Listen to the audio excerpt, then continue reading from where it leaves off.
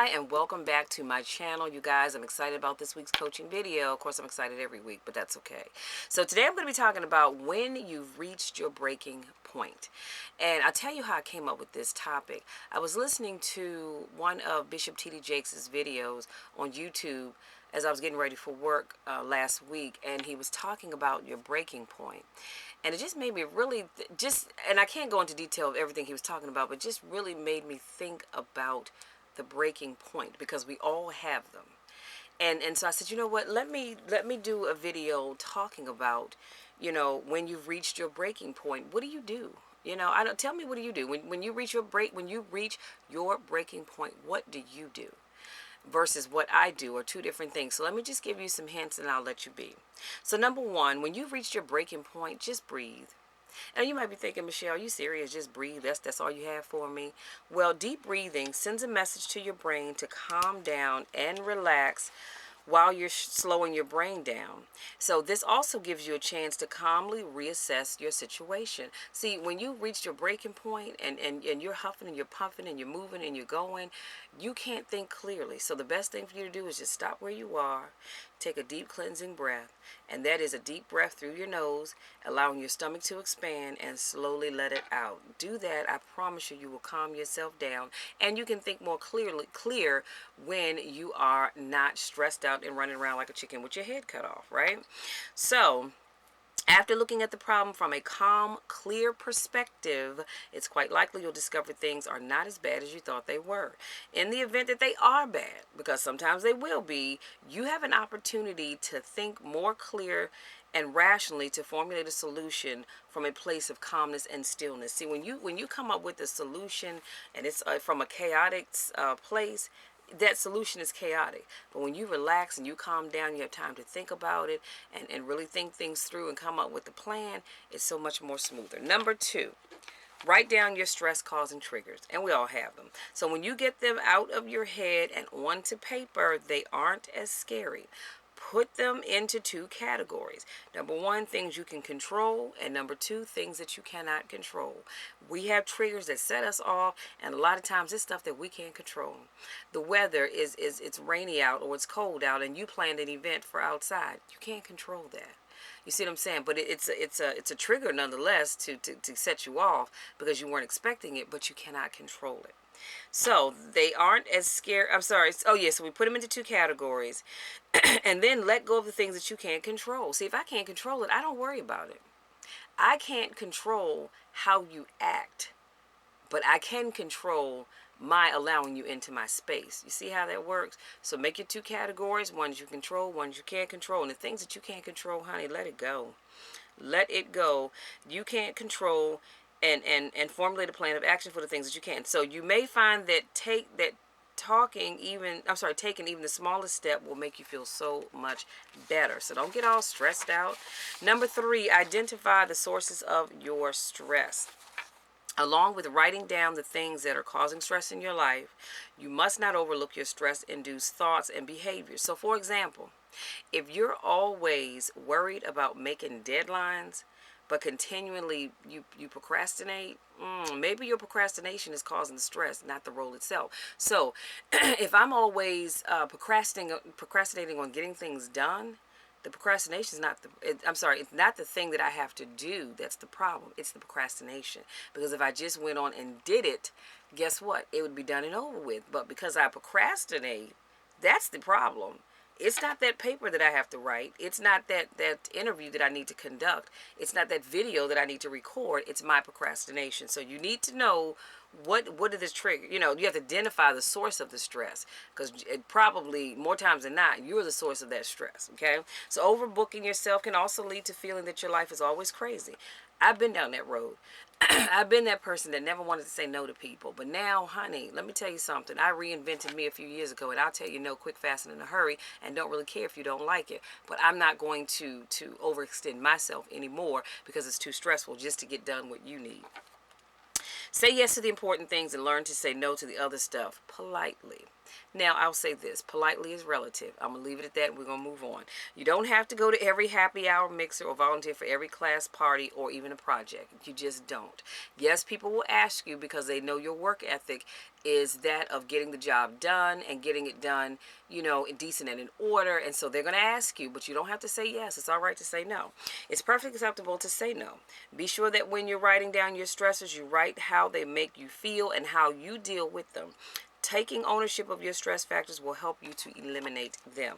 Let me tell y'all something. I refuse to live being stressed. I've done that. I have done that more times than I can even count. So I've come to a place in my life, I refuse to be stressed. If I can't do it, I can't do it.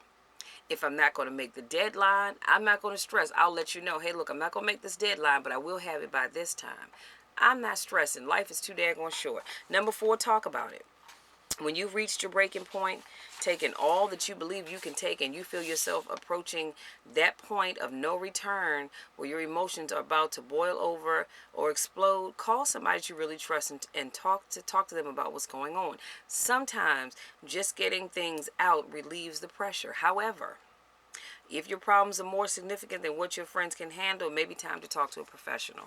So just, be careful about, I like to call it dumping on people. And that's not necessarily a negative thing, but be careful about sharing everything with everybody. I don't know about you all, but in my past, I've had times where somebody shared something with me and it was so heavy that I spent time trying to figure out how to solve their problem. I think I was more stressed out about it than they were. So be careful about how much you unload on people. Now, you know your friends, and you all know I am a huge advocate for being careful of who you tell your stuff to, because you can't tell it to everybody. Everybody's not equipped to handle your business. And you have so many people that love to hear stuff so they can go back and run their mouths. So be very careful. I'm so thankful that I have close friends that I can share stuff with, and whatever I share with them stays with them. You know what I mean? And the same with whatever they share with me. So be careful who you talk to. Number 5, ask for help. Simple to the point, right? Asking for help sometimes is the hardest thing that we can do, but sometimes you have to do it. I'm one of these people, when I take on a task, I'm going to figure out how to get that task done by myself to the extent possible. But I also know now that if I can't get it done, I need to go ask for help. And I'm all right with doing that. Because I realize that, yes, I am a powerhouse. And I'm one of these people, I'm going to get it done. Because that's just how I am. But I understand that I don't have to do it all by myself. And that's one of the things that I love about watching my sister in her event planning business, which, by the way, I am repping her company right here on my shirt, is that she has a team, so she doesn't have to do everything. She delegates. So I'm in charge of, well, right now anyway, I should say, making sure things get on her social media accounts. She has somebody else that helps with decoration. She has somebody else that helps with selecting venues, and she has somebody that goes out with her to look at venues. So you don't have to do it all yourself. Y'all ask for help. It's all right. Number 6, get moving. And when I say get moving, I'm not talking about get up and get that thing done, y'all. I'm talking about get you some old-fashioned exercise in. When you reach your breaking point, I can promise you, getting some exercise in will take your mind off whatever it is that has you stressed out. Plus, you're going to look better down the road. So, that's a win-win right there. So go for a run, take a walk, enjoy a bike ride, work your body, rest your mind. That's all you need to remember. Work your body, rest your mind. When we move, we get our endorphins pumping. Endorphins are the brain's way of making us feel good. And if you can't seem to get away, don't let that hinder you. Honey, do some jumping jacks right where you are in your living room. Matter of fact, in between commercials, get up and do some jumping jacks. The next commercial, do some push-ups. Next commercial, do some sit-ups. Next commercial, do some bicep curls, lateral raises, whatever. Just get moving. And so you can do those in your office. You can do them at home. It will get the endorphins going and make you giggle as you think about how ridiculous you look, because chances are you probably will. But be sure to take those cute heels off first, because you don't want to have an emergency when you twist your ankle. Now you're in the emergency room. So if you're at work, ladies, take them heels off. Get your exercise in. I promise you'll feel so much better. And that made me think about years ago, I was at work. And my day was just so busy because I had so much stuff that I needed to do.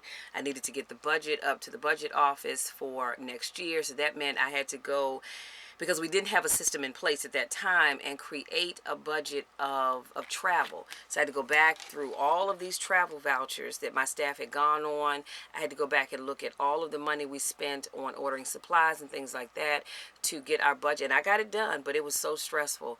And I remember my supervisor's name was Don Masaccio. He came out of his office and he said, why don't you go take a break? I said, I can't because I have too much to do. He said, no, go take a break. Because at this point, I'm slamming stuff. I'm cussing out loud and under my breath because, I'm just frustrated. And he said, tell you what, transfer the phones to me. Go ahead and he said, why don't you, actually, he didn't just say take a break. He said, why don't you go downstairs to the gym? Because I was a member down there. So I said, okay. And I went downstairs. And y'all, when I tell you, I am so happy that I did. I transferred them phones. I went downstairs. And I got my 1 hour, actually it was a 45-minute step aerobics class. And by the time I was done, showered, got my lunch, came back to my desk, honey, the rest of the day was easy sailing. I wasn't stressed. I finished up my budget, got it up to the budget office, and life was good. So I can honestly say that exercising helps you feel so much better. So y'all need to try it, okay? Number 7, show kindness towards someone. When all seems hopeless, show kindness towards somebody else, right? It doesn't have to be a grand gesture. Just a few kind words will go a long way.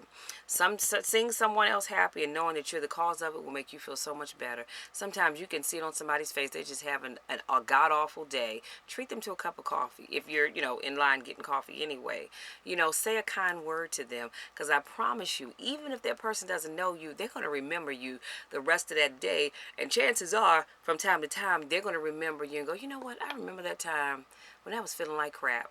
And that person said something very kind to me. And then maybe it'll make them do the same thing to someone else. So show kindness towards others. Number 8, change your game plan. There's no reason to stick to a strategy that isn't working. And if you are sticking to a strategy that's not working, something's wrong with you. You got to change it. Contrary to popular belief, there's no rule that says you can't change your mind. Identify the things that work for you, that propel you in a desired direction, that get you closer to your goals, and the things that make you happy. Then eliminate and or change those things that don't. Sometimes a new direction is all you need. And y'all know I love to give you my little hand gestures here. So sometimes life has you moving along in the straight and narrow path, and you have to change directions and veer off to the right. And sometimes life will have you veering off to the right to get back to the straight path. So learn to change directions, okay? Number 9, give yourself a break. Love yourself, forgive yourself. As women, we have enough outside sources that make us feel inadequate. And men, you have it too, but definitely for women. So don't join in that. So what if you didn't finish your to-do list? Try it again tomorrow. It's not a big deal. If you've eaten out for the 3rd night in a row, who cares? Life is not perfect, and neither are we. You've got to understand that. Embrace your imperfections, rock your world as only you can. Now, here's your bonus, because I like to give you bonuses. Oftentimes, when we are in trouble, we forget about the power of prayer and the importance of our conversation and communion and relationship with God, or whoever it is that you serve. Whether it's thinking that if we're in trouble, God must know about it, or he doesn't care. We're wrong, because God knows about it and he does care. Or if we believe it's up to us alone to try to fix things, we're wrong, because it's not up to you to do it alone. There's help. If you've truly reached your breaking point, talking to God about it just might help. Or whoever it is that you serve. One thing's for certain, 2 things for sure. It certainly won't hurt. So that's all I have for you guys today. We talked about when you reached your breaking point, what you need to do. I said we need to breathe. You need to write down your stress-causing triggers. Identify the source of your stress. Talk about it. Ask for help. Get moving. Show kindness towards others. Change your game plan. Give yourself a break. And then the bonus is, when you have done all that you can, it's time now for you to sit down and talk to God or whoever it is that you serve about your problem, to take it to another level. Okay? That's all I have for you guys. Love you so, so much. Thank you to my new subscribers. Thank you to those of you that continue to support me in all that I do. I love you guys to the moon and back. And I want you to take this in, because you will reach your breaking point at some point in time. But now you have tools to help you. So until next week, take care, and we'll talk again soon.